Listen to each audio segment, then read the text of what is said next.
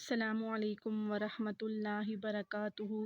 امید ہے ناظرین اللہ کے فضل و کرم سے آپ سب خیریت سے ہوں گے۔ ناظرین، اس سے پہلے ہم نے پڑھا تھا متقین کی صفات، اس کے بعد ہم نے کافروں کے بارے میں پڑھا، اس کے بعد ہم نے منافقین کے بارے میں پڑھا، اس کے بعد ہم نے فاسقین کے بارے میں پڑھا۔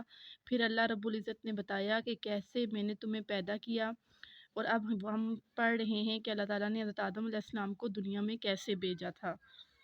تو چلتے ہیں اپنے سبق کی طرف۔ قلنا، ہم نے کہا،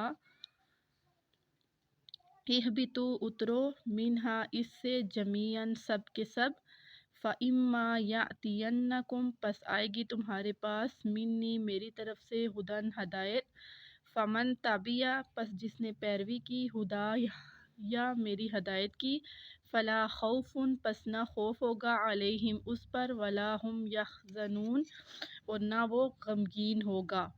اب یہاں پر اللہ رب العزت بتا رہے ہیں کہ میں نے تمہارے لیے زمین میں ہدایت بھیجی، تو جو نیک بندے ہوں گے وہ میری ہدایت پہ چلیں گے، کامیاب ہوں گے، لیکن جو نہیں چلیں گے وہ شیطان کے راستے پہ چلیں گے، وہ ناکام ہوں گے۔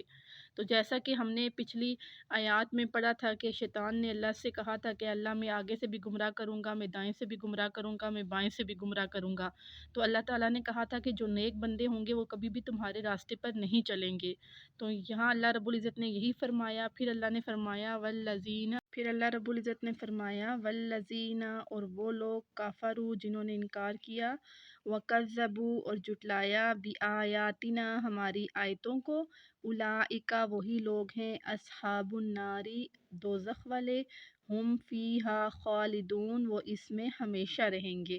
اب اللہ رب العزت نے فرمایا کہ میں نے ہر چیز کو تمہارے سامنے کھول کر رکھ دیا، لیکن اس کے باوجود جو لوگ نہیں ان کو مانتے، ہدایت کے راستے پہ نہیں چلیں گے، اور جو نشانیاں یہ ساری میں نے بتائی ہیں ان کو جھٹلائیں گے، تو اللہ تعالیٰ نے کہا کہ وہی لوگ ہیں دوزخ والے، اور وہ اس میں ہمیشہ رہیں گے۔